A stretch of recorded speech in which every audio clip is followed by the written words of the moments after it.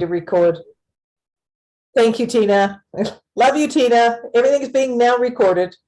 Dr. Close, a number of these wonderful individuals have actually been doing the first inaugural Living Mold-Free course, which is, of course, based on your work and your protocol. Everyone here has completed a majority of the work. They're young living people. They are in the midst of looking at the kit, getting the kit, sharing the information, and they would love to hear from you the story of your journey with mold. I don't know, I don't think I need to introduce you because we've been talking about you now for 6 weeks. Do you want me to introduce you, Dr. Close, or do you want to just launch into it? What's going to suit you? Yeah, don't need an introduction, I don't think. I can just say that most of you probably know that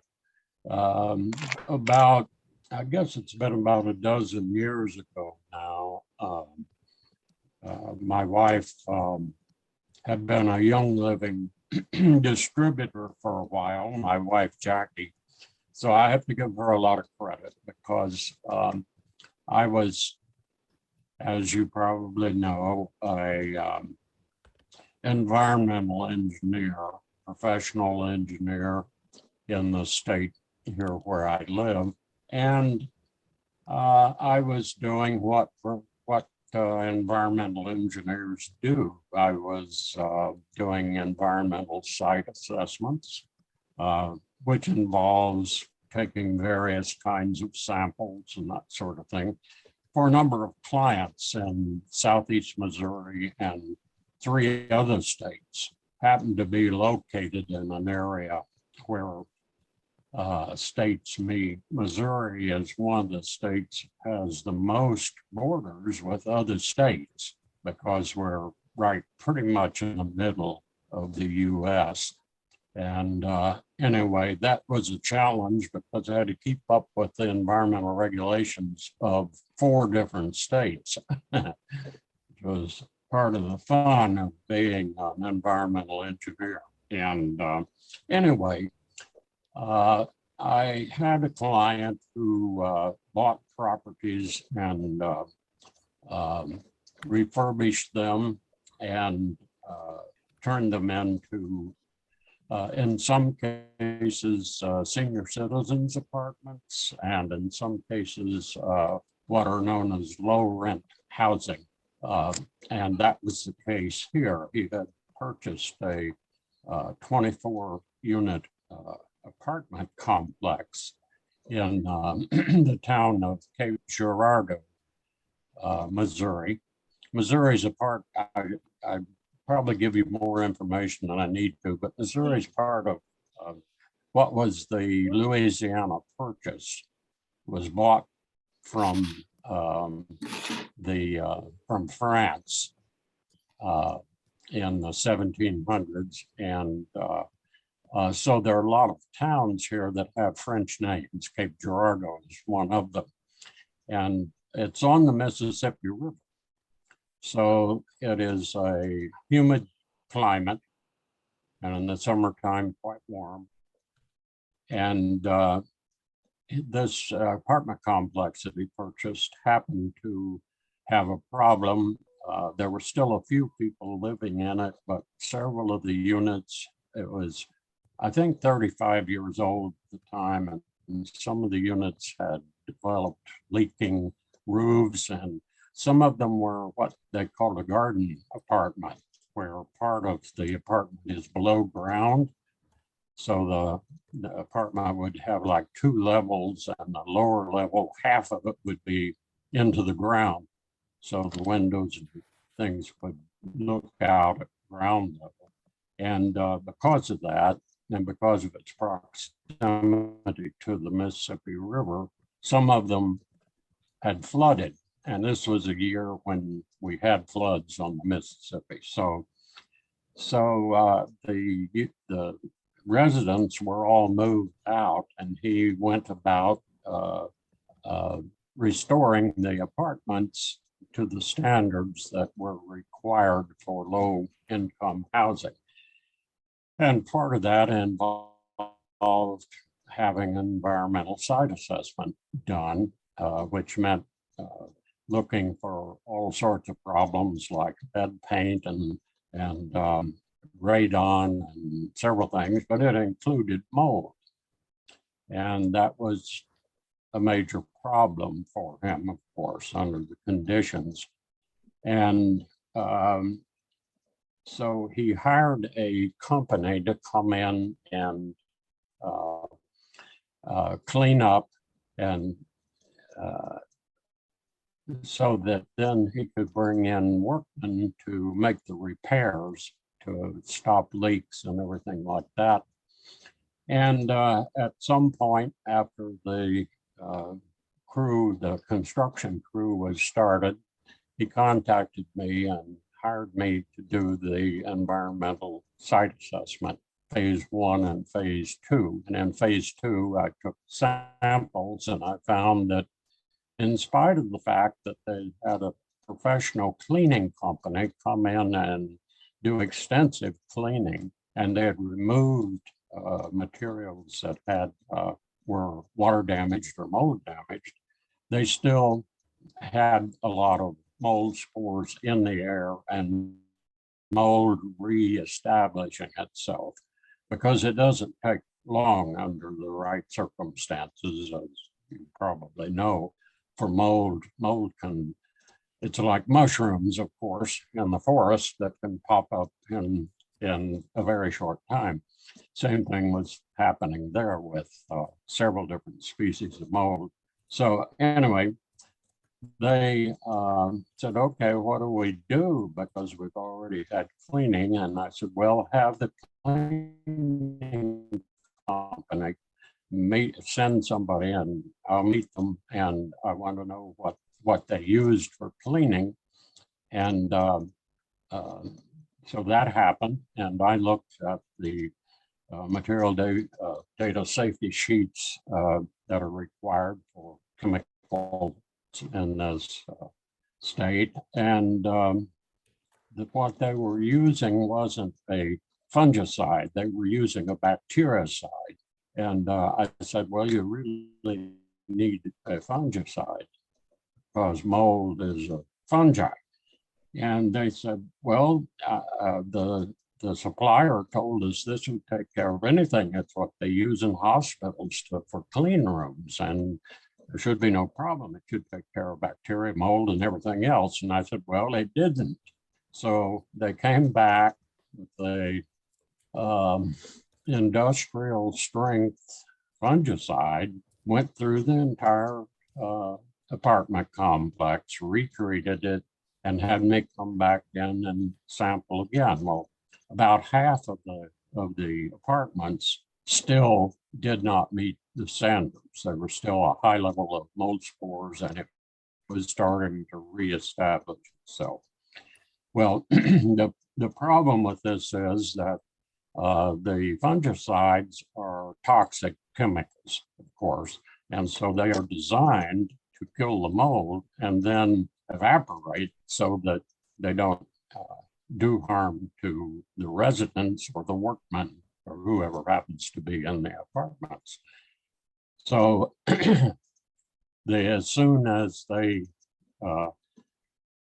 dispersed, the mold came right back again because the conditions were still there. The high temperature, many of the apartments, they were just taking windows out and doors and replacing things, and then they were replacing some of the roofs. And so the mold would come back within 24 hours, even though they had used this very powerful industrial strength fungicide. So the client said to me, what do we do? And I said, well, I don't know. I was talking with Jackie, my wife, every night, because this is something that I have to, again, give Jackie a lot of credit for. The fact that we worked together 24/7. She was the administrator for the company. We had about, I think, 17 employees at the time. And she did all of the administrative work, the payroll and insurance and those things that engineers don't like to have to deal with. At least this one didn't. So Dr. Close, I think Yes. it would be fair to say that your lovely Jackie was your right-hand lady and a core part of the Close protocol that you ended up finding. Would that Yes. be fair to say? Yes, she. We always talked about problems in the company, of course, and so I was telling her about this, and she said, "Well, you know," and of course I knew that she was Young Living, had become a Young Living distributor, and in fact, I was already using Young Living products myself, so I knew something about quality. And at that time, we had also visited the farms in Utah, and I had met Gary Young and Gary and Mary, and so she said, "Well, you know, the oils, many of them are antifungal. So maybe you could use them." And I said, "Well, you know, there's only one problem with that. If I go to an engineering client and I say, I'm going to solve your problem with aromatherapy, he's going to laugh at me." And she said, "Well, don't call it aromatherapy. Tell them you found a fungicide that you'd like to try." I said, "Okay, that sounds good. Now I've got another problem." I said, "These little bottles, 15 milliliter bottles, have oil in them, but I've got 24 apartment complex. How in the world do I apply these oils?" And she said, "That's your problem. You're the engineer, remember?" So, said, "Okay." So I went about trying to determine how I would apply these oils and what oils would I use. And I said, "Do some research for me." She did. She was very good at research. She went online and she found, I don't know, at least 50, maybe more, studies on essential oils and mold. However, not a single one of them was a field study. Not a single one of them was a real life application in a moldy building.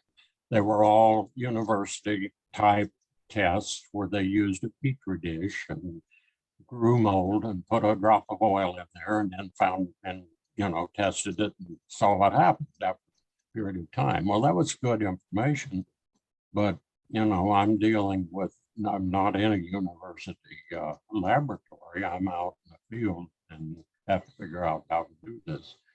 So I decided that there was evidence that most spores were actually dissolved by certain types of oils, essential oils, like oregano and thyme, and there were a few others. So I thought, well, what I can do is do a test. I can try diffusing these. I could spray them around, but that would take forever. So I decided that a diffuser was the way to go. And at that time, Young Living had diffusers available. They were the old, some of you that have been Young Living distributors for a while might remember the old glass nebulizer deep well diffuser. And that was what was available then. So I just used what was available and determined how long it would take with that diffuser turned up at maximum volume, how long it would take to saturate the air in an apartment the size most of these apartments were about 1,000 square feet of floor space. And so I went to the client and I said, you know, I've got something we can try. And they said, well, we'll try, we're willing to do anything because we've already spent thousands of dollars on this apartment complex, and we cannot rent them unless we can pass the environmental standards. And they were okay. They got to the point where they were okay on everything except the mold. So said, okay, we'll try this. And I offered to, because, you know, everybody is economically, you know, they're in business to make money, not to lose money. So I said, I will volunteer my time and I will volunteer the equipment if you will pay for the laboratory expenses. And they agreed. And so we went forward with that. And try to make a long story a little shorter. I had determined through testing that I could reach a saturation point in the by running this diffuser at maximum volume for about 24 hours. And I chose that just because that's the length of a day and because I was sure it would saturate that volume of space and that length of time. And I said, now I'm going to have to do before and after sampling. So I know what the conditions were in each one of the apartments before we started diffusing and what they were at the end of the 24 hours. And we were pleasantly surprised that the mold levels were greatly reduced, and especially the molds, the species or the genus that were harmful, that had health problems, were all gone in the 24 hours of diffusion. And So, yeah, Dr. Close, can you tell us a little bit about when you were diffusing? Did you have to do anything special in the setup of the diffusers, or could the workmen still work? Like, did you find that you had to be careful of people sharing the same space as the diffusers when the diffuser was going? Yes, that was a problem that arose actually in the first round of testing, because you know how scientists are and engineers are the same. You never have enough data. So what I wanted to do was to try. Originally, I designed the test to try 5 different oils and 3 single oils and 2 blends. And one of the blends was purification and the other blend was thieves. Well, what happened was that they didn't want to stop the workmen because that would cost money. So they were going ahead with their repairs, replacing walls and replacing windows and doors in some cases and that sort of thing. So what happened was I set all of this up and then several of the workmen in the spaces where I had oregano in particular and thyme, they turned the diffusers off because they couldn't stand it. But they didn't turn the diffusers off where I was using purification or thieves, especially thieves. They actually liked it. They said, well, this is a much better smell than smelling, mildew and mold. So they were happy with that. So, we could probably, the sorry to only interrupt. ones that made it, no, that's okay. I was just going to say that I got the maximum amount of data for the blends and just a little bit of data for the others. So I focused on thieves because of the fact that you know, it was a pleasant aroma. And so I took the data in after this was done. The clients met with the clients, and they said, "Well, that really looks great, but you know, we did all this other stuff. We used bleach. We used the industrial strength fungicide, and the darn stuff kept coming back. You know, within a day's time, we kept having mold problems again." And I knew that because I was doing the sampling and testing for them, and it was just coming back. And they said, "How do we know that we'll do that with this?" And I said, "Well, we don't. This is an experiment. You know, we're doing the best we can. All we can do is what the data tells us. We have to, you know, this is an experiment. We just have to see if it'll rebound or not." Well, I said, "I'll come back 2 weeks later. Don't do any more treatment of any kind. Go ahead with the work that you have to do, the repairs and everything. And I'll come back in 2 weeks and take a round of samples and see where we are." Well, 2 weeks later, actually the levels were lower than they were at the time after the 24 hours of diffusing, which was a really rather remarkable thing, because that meant there was what I call a residual effect. That meant that here we have something that is totally different than what's being used in the industry for mold remediation, because they are using toxic chemicals that have to disperse before people can move in and actually occupy the space.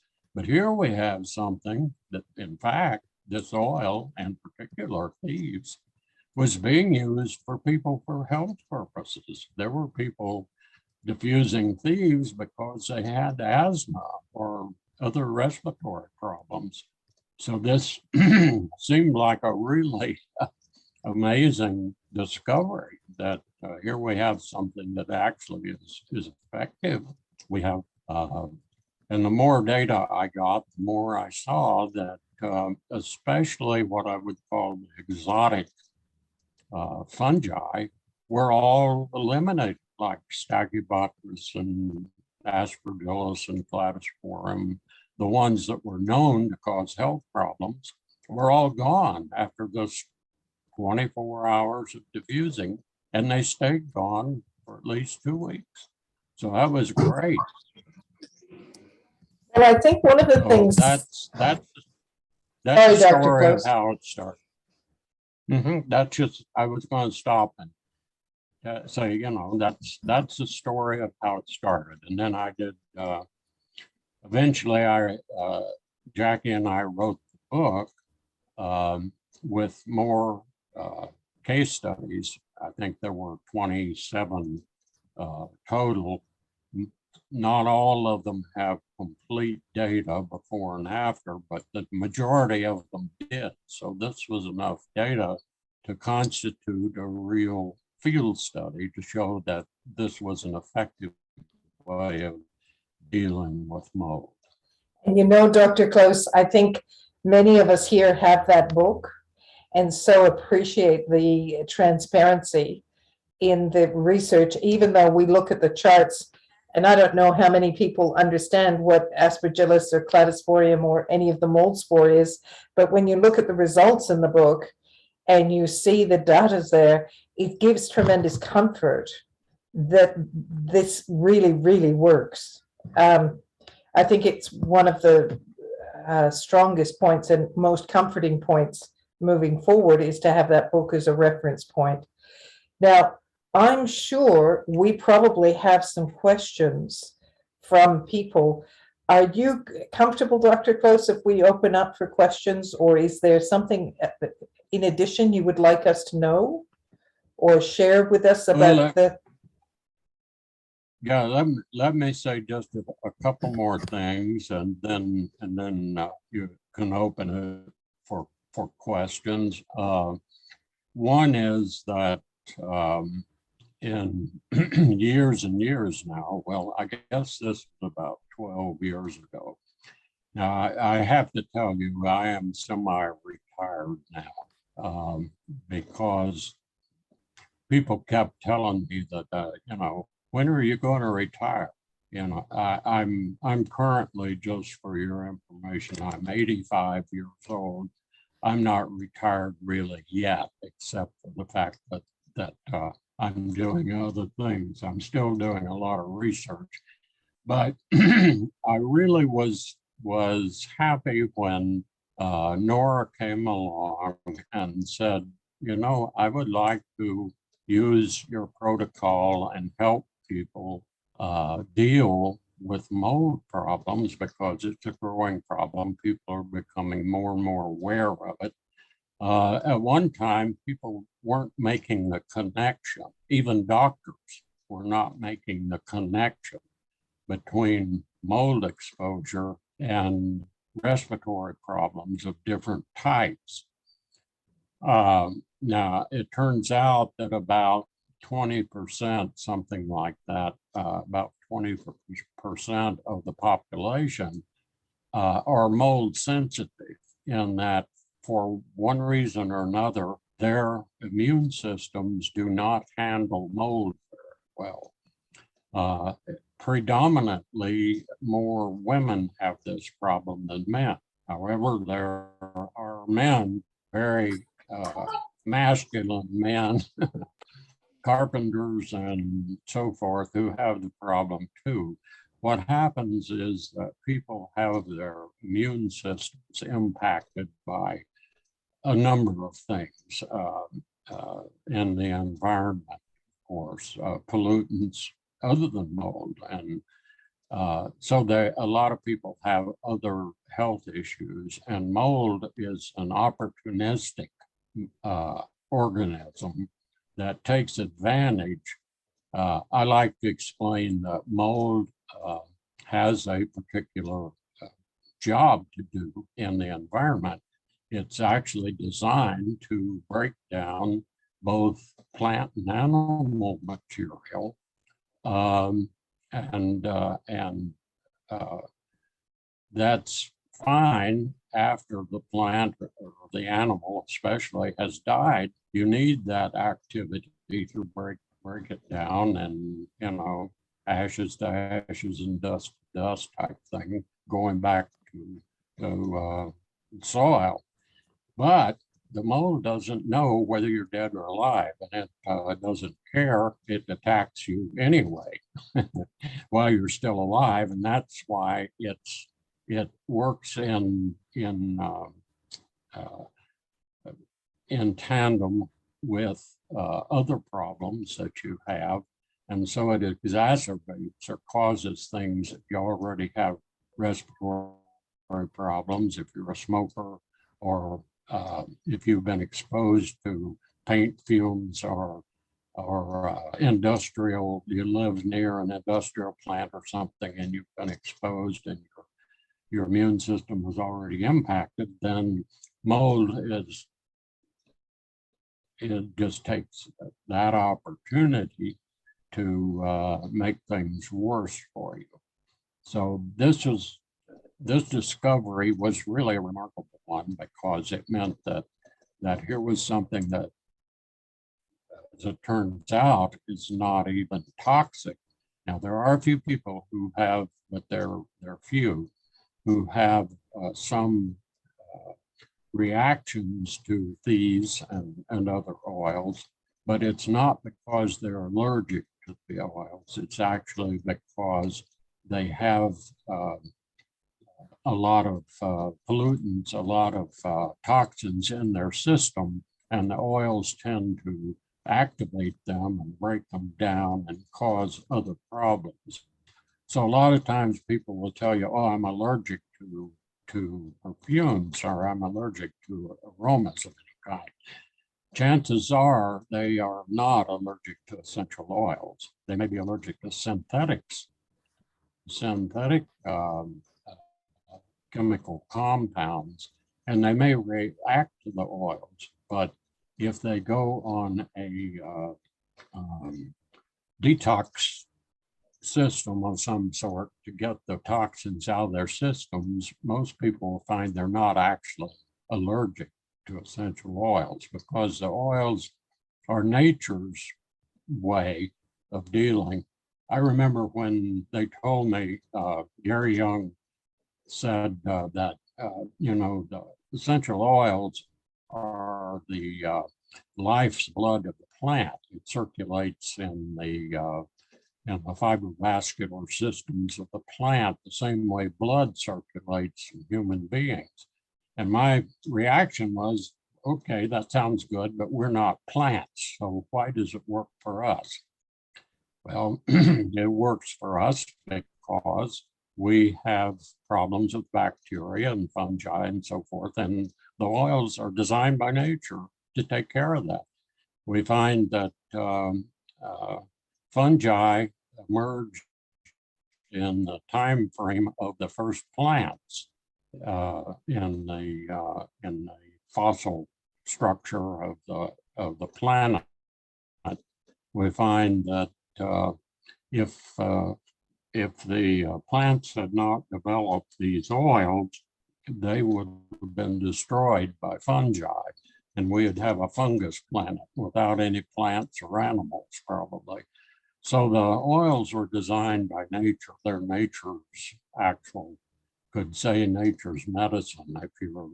If you are a spiritually inclined person, especially if you're Christian, you'll read in the Bible where the oils are, where the plants are to be our medicines. I think that's in Leviticus or someplace.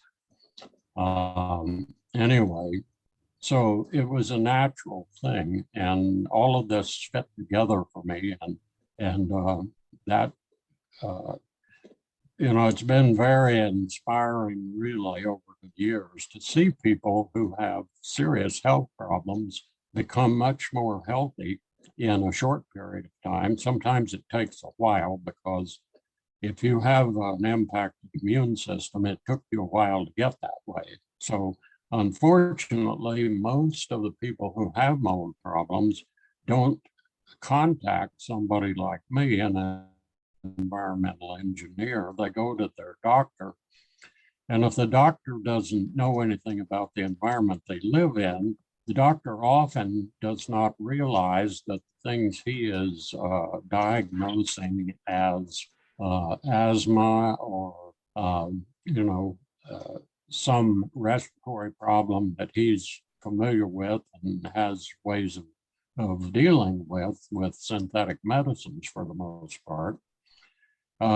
He doesn't realize that the part of the cause, at least, may be mold exposure. So it has taken a while to get to the point, but it has really been pleasing and rewarding to see people's lives turn around just in a few months or a year. Problems that they've had, maybe, I remember one engineer actually, he told me after we treated their offices for mold, he took the diffuser home with him and put the thieves in it and ran it by the side of his bed. He said it was the first night he had slept through the night in years. So, it's a really win-win situation. But I just want to say that I want to thank all of you and congratulate all of you for doing something which I believe is very beneficial to humanity at large. We're all biased, Dr. Close, and it's so lovely that you were there and you wrote the book with Jackie. And it's just, I know everyone here is developing a voice and confidence to share the message that you've put in the book. And the fact is that you use the diffuser, you were very deliberate in your research over the diffusers, and 24 hours in a 1,000-foot space kills a radical amount of the mold, like 99% of the mold. And I know there's one story that you shared with me of the gymnasium that was black with mold. Do you remember that? They'd left it closed up for 12 months? Do you remember the gymnasium? Yes, yes. That was Yeah, intriguing. it was actually a health club that had been closed for whatever reasons, economic reasons. The people who were operating it closed it down. It was the people who owned it just turned the electricity off, so the whole facility became really an incubator for mold. And I used 12 diffusers in that particular one, I believe. I think it's the one you're talking about. And the mold was rampant. When I went in there, it was up and down the walls. And of course, there's a shower room, and there's a locker room, and there's exercise equipment, and then there's a large room that I had to figure the cubic feet and everything to determine how many diffusers I needed to use. And where it was heavily infested like that, I just automatically increased the amount of time and the amount of oil used because of the severity of the mold. And I think we did 72 hours of diffusing there. And the facility had actually been taken over by the bank, and they were very happy to have it converted into something they could sell or rent again. So that was and it also was made a very good test case for me, where I could actually get data from the performance of individual diffusers and see what the range was, and if they were all effective or some were more effective than others, and that sort of thing, as well as so it was a wonderful thing for an experimental scientist, because I got tons and tons of data to work with. But it showed another example of where even with large spaces, this works. Well, and I think the words that you shared with me was that the black mold that was on the walls actually was sliding off the walls at the end. There was like a slime at the end of 3 days. It's really gross, guys. I'm so sorry, but it worked. It worked really well. Yes. Yes. Dr. Close, we've got a question from Louise with regards to Gary, and whether Gary understood that thieves was so good with cloves. Did you have at the time you were finding this, had you spoken with Gary? Did you ever discuss this with Gary? Yes. Sometimes things just happen to work out. It turned out that Gary had a problem with mold in his home in Utah. Now, a lot of people think in dry climates like Utah and a large part of Australia, of course, and they think, oh, we don't have a problem with mold like you guys do next to the Mississippi River, where it's so humid. It's not really true. If you have an enclosed space and you have excess moisture, I don't care if it's in the desert, you will have mold show up. That's just the nature of the beast. And they had mold, and their youngest son, Joseph, who was I think he was only 4 or 5 years old at the time. I don't remember.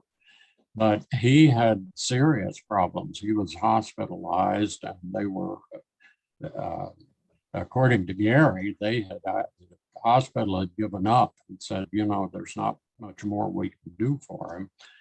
And he said, well, let me take him home. And of course, he was going to use the oils, and he did. And about that same time, I was doing this test, and we hadn't written the book yet. So I got a call from someone in Young Living asking me if I would be willing to do a presentation at the convention that year. And of course, I agreed. And that's kind of an interesting story itself, because I expected, I would get there and there would be all sorts of preparation and everything. No, I was just in the crowd like everybody else. And about 10 minutes before I was to go on stage, Corrigan, what was Corrigan's first name? Anyway, Corrigan, big tall guy, came down and said, "You're on in 10 minutes. I said, okay. And so they took me backstage and put a microphone on me and kicked me out on the stage. And, and that was history after that. When I came off the stage, Gary met me, and he was almost in tears, and he just shook my hand, and we were, I had met him before briefly when we went to the farm, but that was the beginning of a long friendship. Well, it was a remarkable time, Dr. Close, and it opened a lot of new pathways for people. And every time I look at Young Living distributors now, I think of the rivers of knowledge and the rivers of goodness that are out there, giving people options. I think it's one of the nicest parts about being part of this community and being part of this group in particular. We've had a question, Dr. Close, if the speech that you gave was recorded. Did they give you a recording of it? Did you get any recording at all, or was it just on the fly? Because it was a while back that would have been done. Yeah, I'm sure it was recorded. You know what? It's a really good question. I never ever asked if there was a court recording of that. It was kind of overwhelming, because this was in the days when Young Living wasn't quite as big as it is now, but there were at least 2,000, maybe between 2,000 and 3,000 people there. And yeah, I'm an ex-teacher and so forth, so I'm at ease on the stage. I don't have I don't think I've ever had stage fright in my life, but still going out into the spotlight. In fact, when I arrived there, they had a picture of me, and I'm not even sure where they got the picture, up on the walls, 20, 30 feet high. So I was kind of overwhelmed. So I became almost an immediate celebrity with Young Living people at that point. Can I just butt in here? I never. Dr. Close, can I just butt in? This is Louise, and sure. I was actually at that convention with Julia. Yeah. And I think it was 2015, and I remember we were all up the front, and you were just like, everybody wanted a photograph with you. you were like suddenly this superstar within the Young Living community. And I think there are around 5,000 people at that convention. It was still relatively small. Was anybody else there in that time on the call? Nora, were you there? Were you at that convention in 2015? I didn't appreciate that was Dr. Close's first initiation on stage. We thought you were an old hand at it, Dr. Close. Exactly. Remember up the front, Julie, we all went up there because we all wanted a photo opportunity with Dr. Close. And I'll probably have a photo somewhere. of that particular photo opportunity at the front, like instant fans. Anyway, it was great. Yeah, I had never experienced anything like that before. I suppose I should have taken more advantage of it, but it was really, I'd like to say that the important thing about it was that I found a way to help people. I had been, an environmental engineer for several years at that time, and I had shifted into that career from a career as a theoretical physicist. My background was mathematics and physics, not engineering, but I decided that this was much more this is a much more rewarding career because I could interact with people and see that I was actually helping people. As a theoretical physicist, you're sort of an ivory tower person in a university somewhere doing, research with equations and things and dealing with other scientists. And to be honest with you, most scientists are kind of bored. And so I was happy to get out and get to know real people and see the effects of my efforts actually benefiting somebody in the here and now. So that was a rewarding part of it. So I'm sure there are more questions. Bron, do you want to jump in? You have to unmute. There we go. Hi, Dr. Close. Just a question. We used the diffuser last week, and we used it in our bedroom. We had a few issues of mold in there, and just noticed a difference the next day. The air felt lighter. Does that sound? I don't know whether it was just me or it felt lighter, and so thank you, because it hasn't been good. I felt it just didn't feel right, and it smelt really damp and not good at all. One of the questions, actually I had a couple. One of them was so I'll be really quick. If you're using the thieves, why do you use the PPE if the thieves is destroying the mold spores that are alive and also the dead spores? Why do you need to use the PPE? Is that just in case? Well, yes, that's an excellent question. And oddly enough, I don't think I've had anybody ever ask me that before. So that's wonderful. Yeah, there are a couple of reasons. As an environmental professional, part of your training in this country, and I'm sure it's probably the same in Australia, you are required to have additional education, continuing education every year, so many hours or whatever. And part of it in this country is with the government organization called OSHA, Occupational Safety and Hazardous Administration, something like that. And they train you in the use of the PPE for various things. So yes, you're probably right. In most cases, this is probably over just being careful. But there are a couple of real reasons, because even though the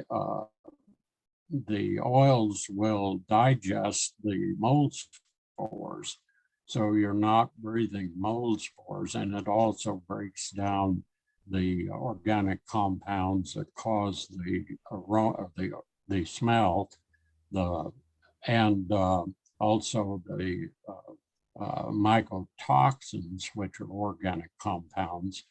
And the problem is that it doesn't at the level that we use it, it doesn't dissolve all of the growth materials called hypha of the mold. And that's the thing that you see most, because you don't actually see mold spores unless you've got a microscope, because they're very small. But the fragments, here's the reason for the PPE really, is that if you're doing remediation and involves taking out some drywall, possibly, or removing surface materials, covers and things, wallpaper and that sort of thing, you are getting that material airborne. Now the diffusing will take care of the spores, but it won't dissolve these larger fractions, and these larger fragments of the hypha can cause respiratory problems as well, even if it's not living, even if it's no longer a living organism, it can cause irritations. So that's the basic reason. It's because you're doing an invasive process that is stirring up material into the airs, even if it's not the spores or the things that normally associated with mold. Thank you. That's an excellent question. Thank you. Dr. Close, we have more questions. Dr. Christine Bruckner is an architect, as I understand it, and she's asked, once the slime came off the wall in the health club, how was it removed? Can it be water sprayed away? Is it still alive and a potential harm in the water system? Do the dead spores need to be removed in a special way? And then there's another one, can the thieves be used in the HVAC system directly? Both very good questions. Excuse me. We got a little sip of coffee here.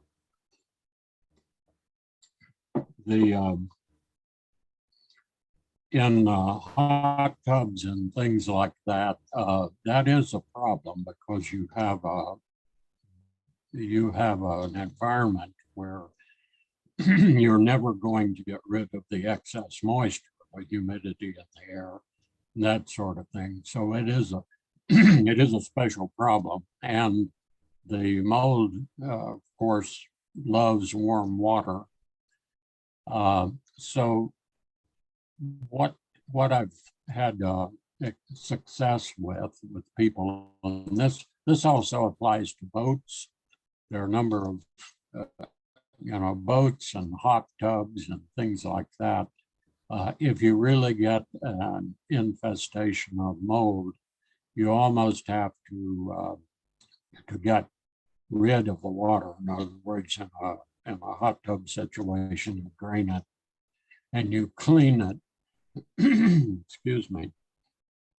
And then there are, of course, things you can add to the water, but the people that have had success with the oils have actually added some thieves to the water too. So that's one way you can go, but like a lot of things, that's an ongoing problem that you have to stay on top of. Now, as far as the HVAC system, yes, one of the most effective ways that I found is to put the diffuser directly into the HVAC system. I've worked with, you mentioned that the person asking the questions, an architect. I've worked with architects and done presentations with one in particular who's in Chicago here in the States. And we did a presentation in Austin, Texas a few years ago that was voted the best presentation in the conference, and it was a construction conference, and we covered that.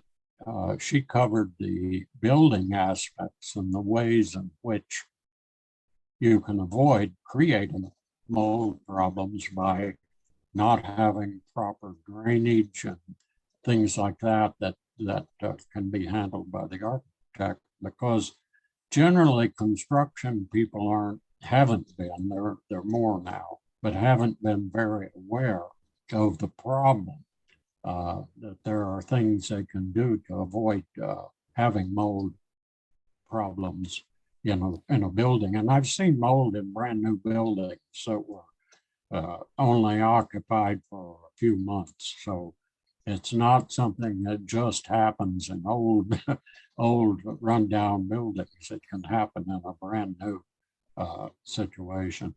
So, Dr. Close, when we're looking at it, we diffuse for 24 hours, and then we wipe down with the Thieves Household Concentrate as a concentrate, and we wipe everything away from the walls and all surfaces. Right. Yeah, and then is it a potential harm when you're washing up your clothes to the dead spores? Okay, so Christine, wiping everything down, we use a microfiber cloth to wipe everything down. And in fact, Kate McConville that's on this call represents Enyo, and we work closely together with Enyo microfibers because they pick up the maximum amount of spores. So please do reach out and connect the two of you and maybe have a conversation offline as to how that works effectively to address mold. We've had a lot of success with it, actually. And the HVAC system, Dr. Close, you do the diffusing for 24 hours with the HVAC system, and then you'd wipe it down with the Thieves Household Concentrate, right? It's the same protocol, essentially. Have I got that right? Yes. Sometimes the problem is in the HVAC system. It's not uncommon because the HVAC system has a little water collection tray under the coils, because you get condensation on the cooling coils, especially in the summer during air conditioning, and the cooling coils will collect the moisture from the air that's going through the system, and it goes into this tray, and it's very common for mold to start building up in that tray. I've seen it even clog up the drain pipes from the tray. So that's something you have to be aware of and clean. And sometimes, in some cases, we've actually diffused in the HVAC system, not necessarily for 24 hours because you're dealing with a smaller space, but you start out by doing the protocol in the building or in the rooms that you have the problem, and you run the HVAC while you're doing the diffusing, but remove the filters from the HVAC system, because you don't want to trap the mold, or I'm sorry, the oil droplets in the filter.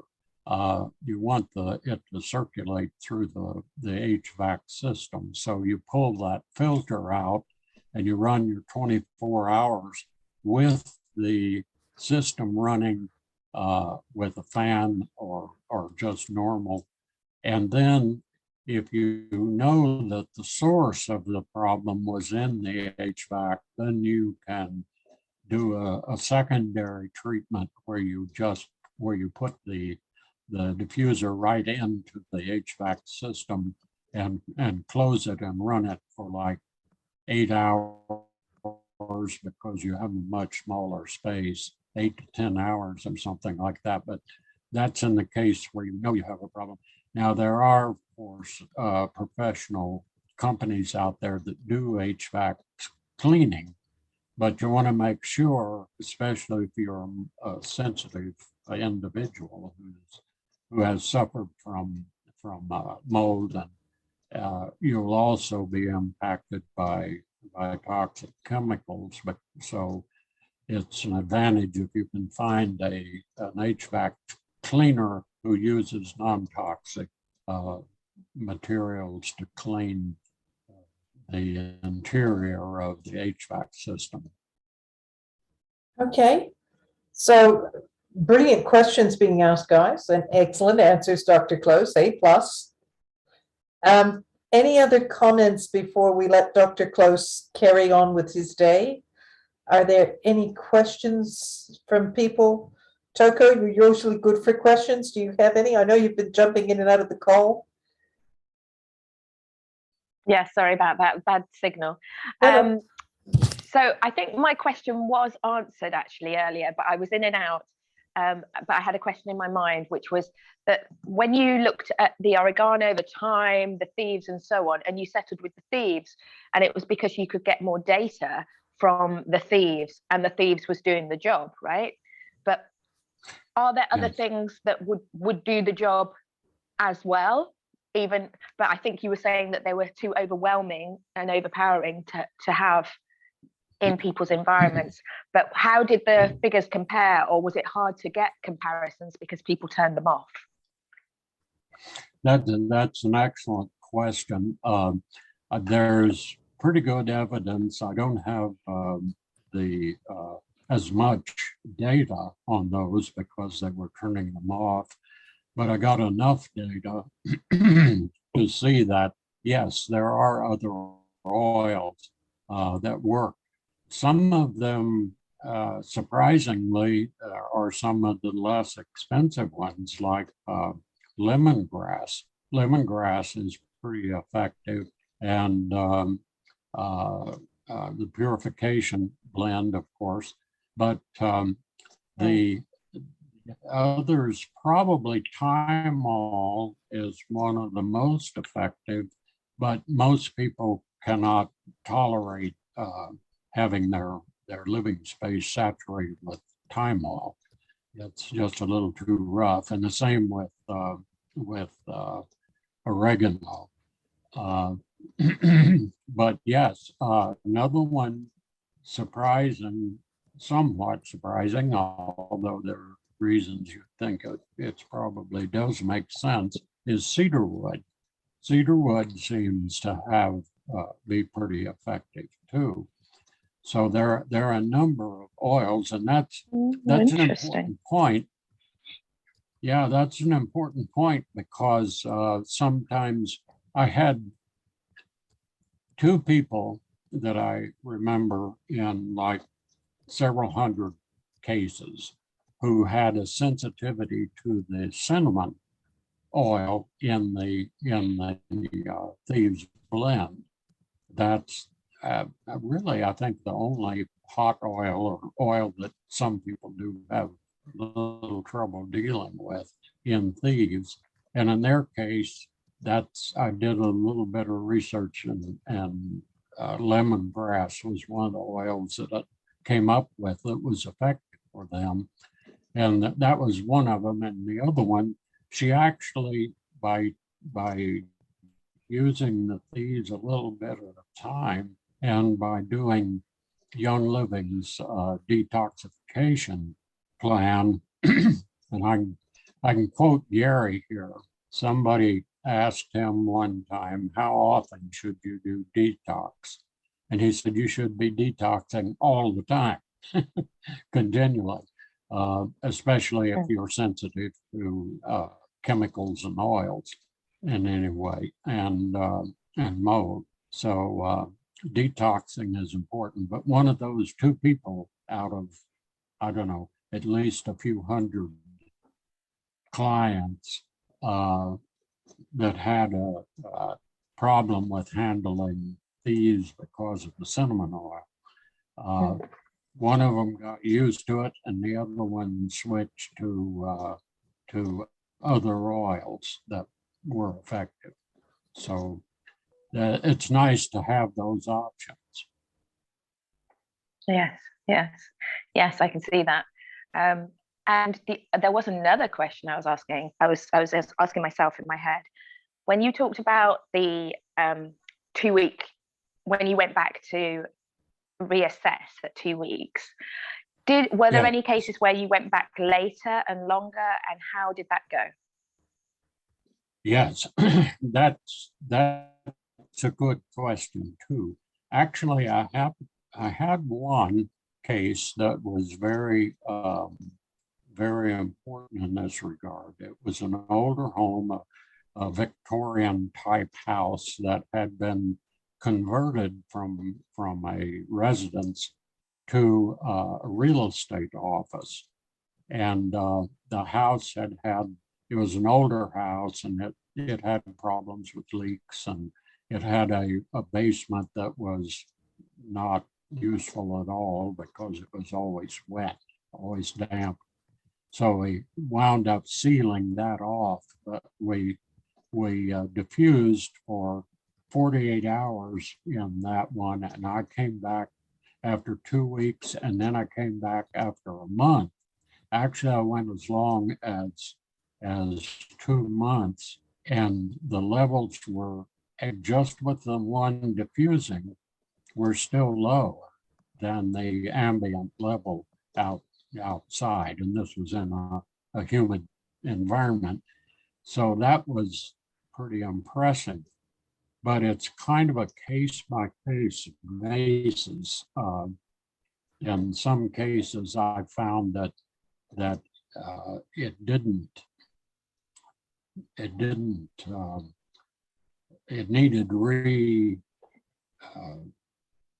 some more diffusing after about 3 or 4 weeks, but and that's just because this is something that we deal with all the time in environmental engineering.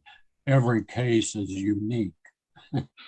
And sometimes you find that you have sources that you hadn't discovered the first time, and all sorts of things that can add to the proclivity of the reemergence of mold in a particular building after a period of time. So, but that's what I like to call the residual effect, which almost no other method has that, because if it's toxic chemicals, you don't want them hanging around.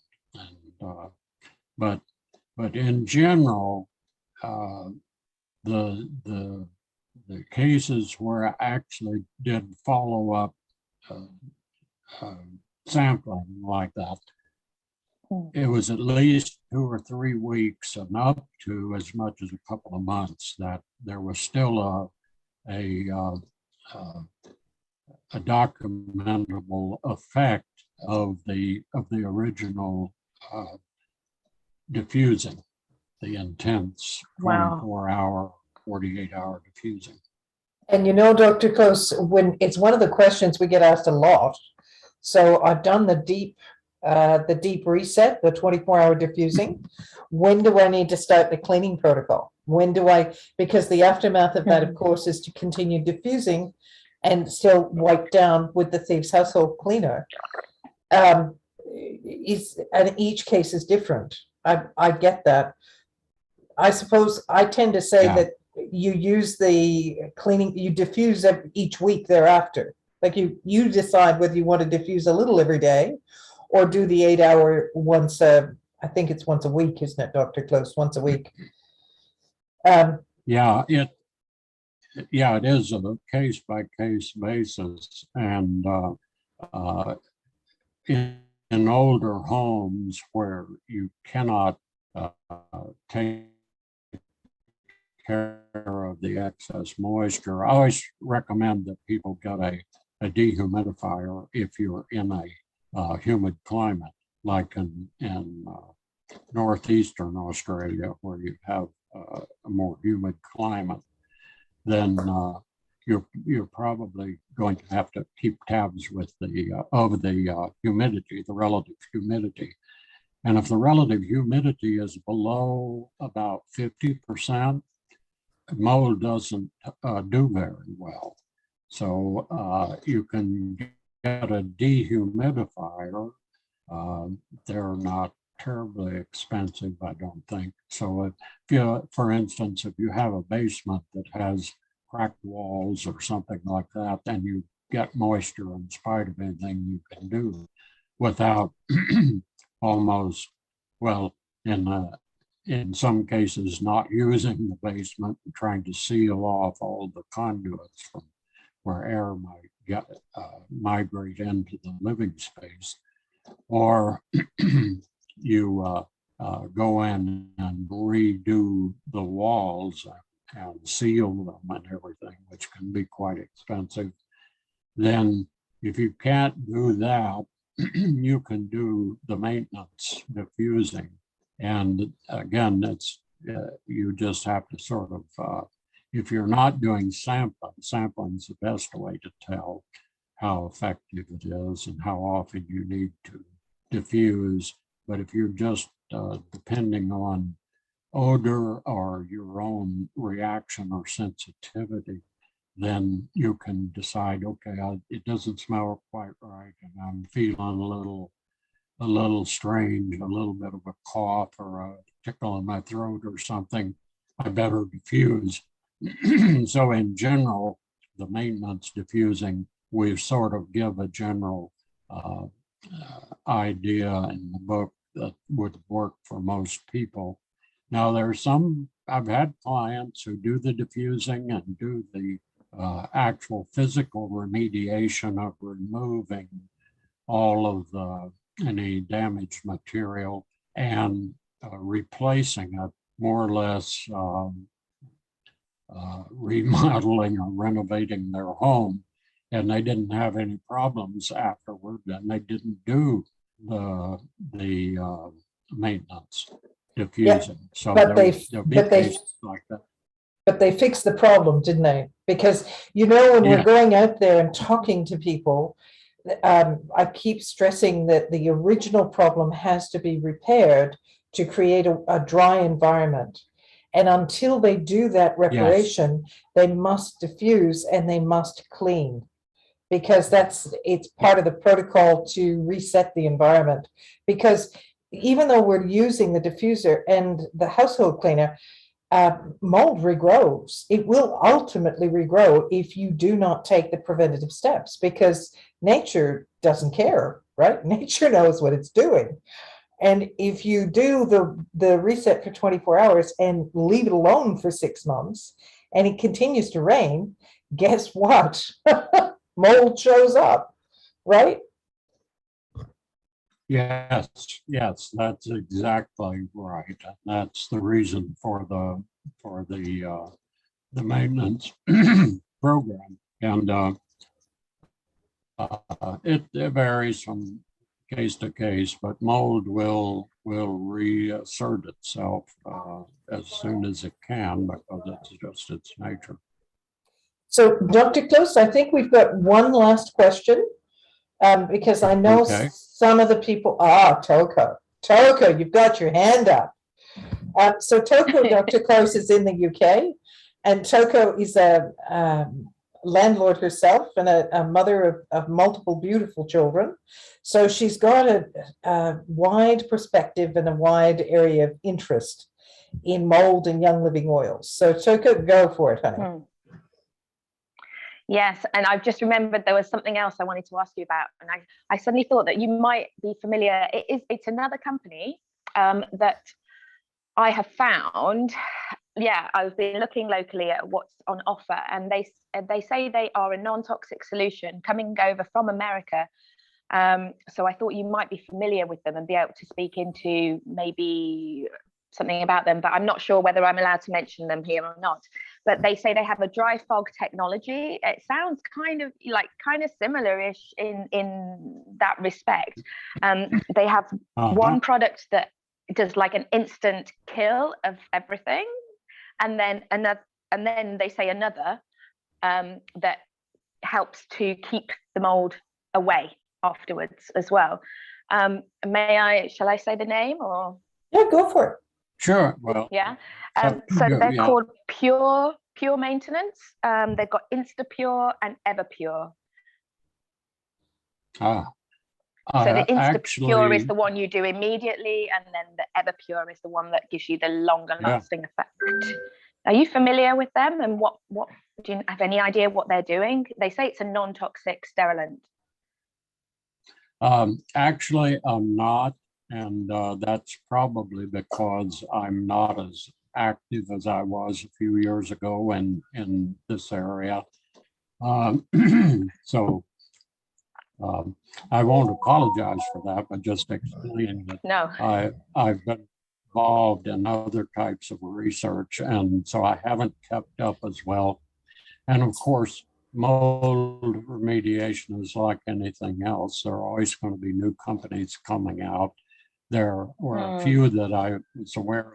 The thing that you need to be aware of, and I'm not here to put down any other method, and it might work well. There was one in Canada, I remember a few years ago, that used that's actually how I learned that cedar wood would work. They were using cedarwood oil. And so there are other things out there. And, that's a decision that you have to make on your own, but I would say really get as much information as you can from them. They should be able to supply you with MSDS sheets that give the chemical compound. And I try to stay away from ones who use synthetics of any kind or chemicals that are hazardous. And so they should be able to give you that information. So, and, Dr. Close, I'm hearing a little bit more about fogging, Togo, fogging as a methodology. And number one, it's done by the company. So they take over the house and they pump it through the whole house. There is a question around the materials that they're using. The EPA in the US didn't sign off on them. They didn't say they had the seal of approval. And it is a company that comes in and takes over the house for a day or two. So it's interesting, they've got an ongoing maintenance. It would be a very good, great to be a tourist and a potential buyer and just ask them how it works and share with the rest of us, because there's a lot of different approaches to mold. The basic challenge of mold is one, how do you get all of it alive and the dead spore? And how do you maintain the safe premise moving forward? Because previously with the chemicals that they use to do fogging or other modalities to address mold, the chemicals were so toxic. And as Dr. Close was saying, they last for a day or 2 days, but then the mold comes back because you really, killing mold, what was discovered with the oils was a little bit miraculous. In that it has such a lasting effect. And truly, when we're looking at the Close protocol and the natural mold solution, the strengths of the protocol and the solution is that it's a living solution that people can use while they're in the home and while they're looking at the larger solution. So it's very empowering. And it's also cost effective. So those would be our two greatest strengths. Of the protocol and solution. And Dr. Close, I think you'd agree. Yes. Yeah. Okay. Now we've got one. Sorry. Thank you. You're so welcome, Toko. I'm being a little bit pushy, Dr. Close, but my name's Nora, and this is what I do. We're used to this.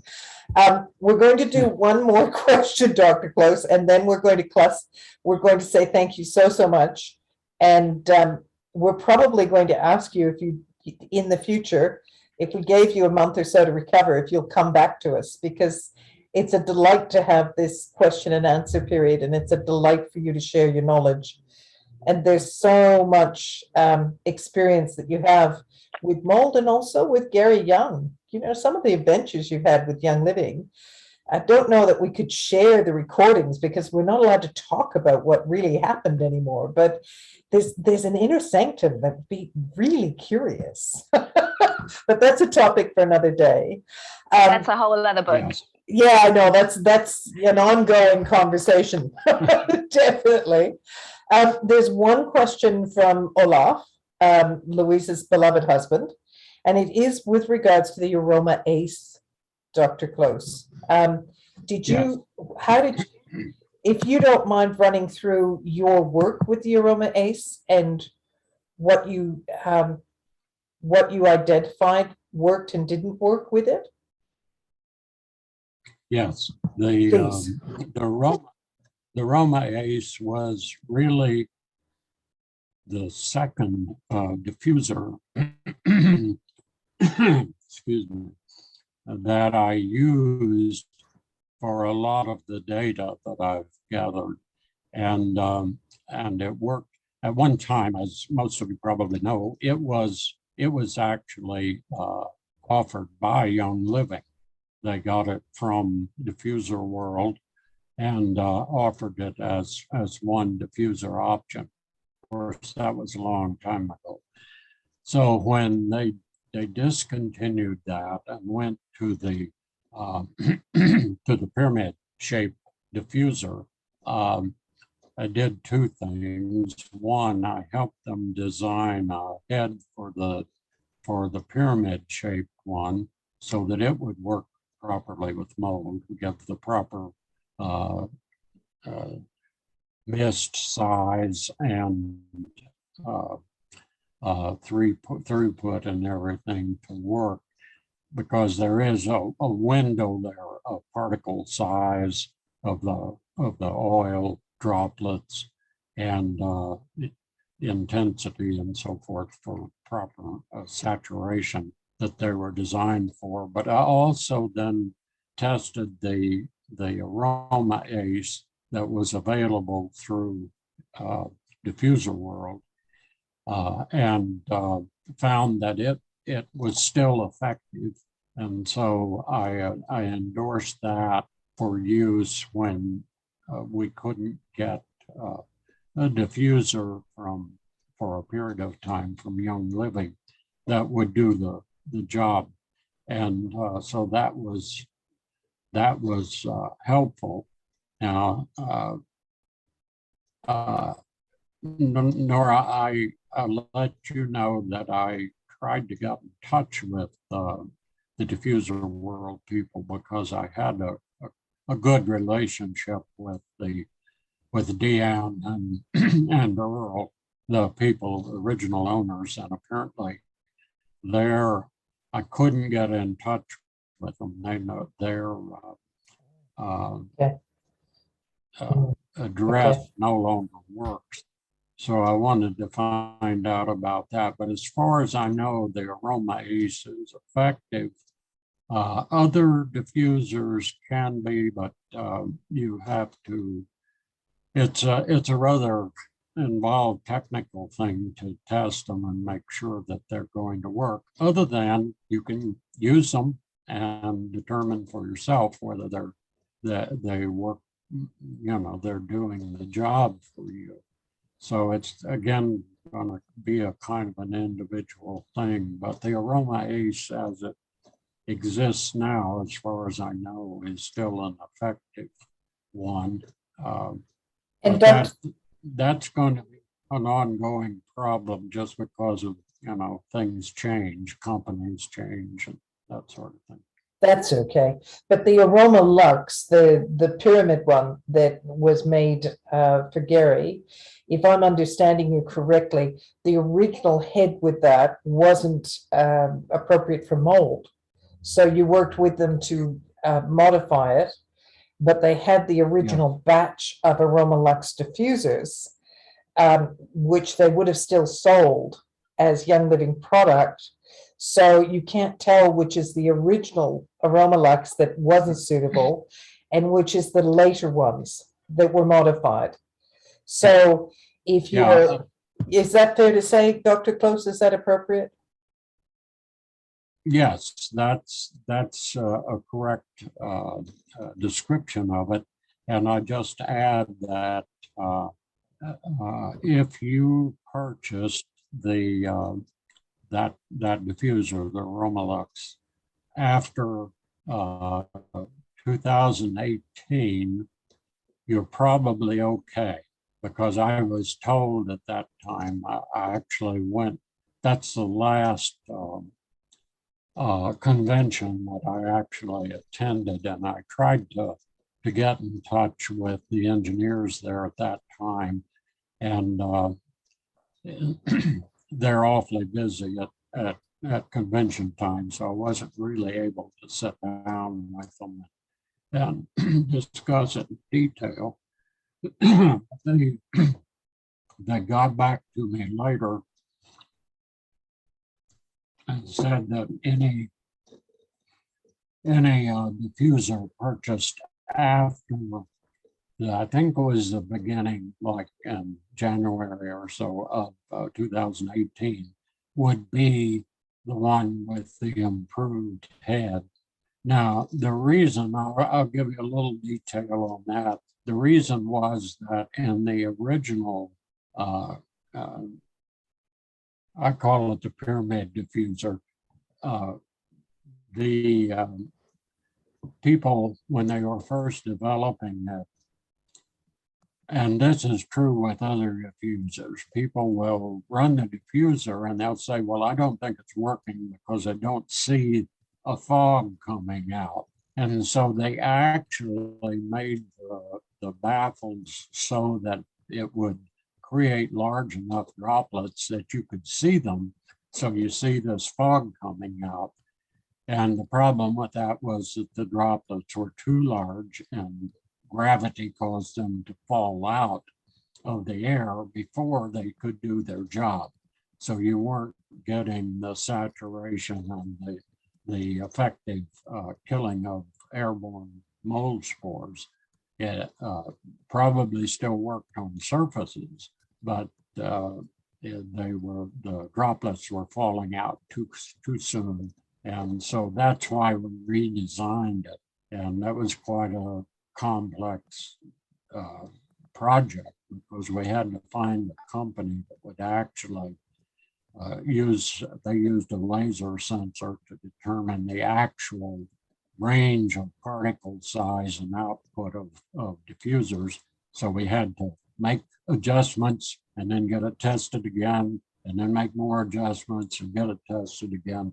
But they did that, and as I say, any diffuser, if you purchased it after the beginning of 2018, should work on mold. Before that, maybe not so well. It will still do part of the job, but not as effective with the spores in the air. Okay, so Dr. Close, we might say thank you and draw to a close. Sorry, no pun intended. and finish for this evening or this morning. I've had a lot of jokes made about my name, and my answer has always been, well, I'm not perfect. I may not be perfect, but I am close. It's a good one, and you know, in our eyes, you're pretty. You're so close. So, well, thank you. I've enjoyed it and look forward to talking with you again. Thank you so much, good sir. You've just Thank made you. our evening. Thank you so much. Thank you Yeah, so much for amazing. your time. Thank you. Thank you. Welcome. Thanks, Nora. Have a Thank good you day. all. Next, Thank you. Okay. thank you. All right, guys, we might say good night and good morning and let everyone carry on with their worlds. And we will. I'm waving. Maybe next time I'll have I actually got my picture up and I put on my profile for Zoom. I put my picture that was taken in Australia, in Queensland, but for some reason it still didn't show up on the Zoom meeting. So I'll have to look into that a little farther. Maybe the next time you'll be able to see my smiling face. Well, you know what? It just means there's going to be a next time, Dr. Close, because you've got to be, you know, none of this mystery voice. We need to see a smiling face as well. So we just need to do this again. But you're Definitely. warned, good sir. It's going to happen.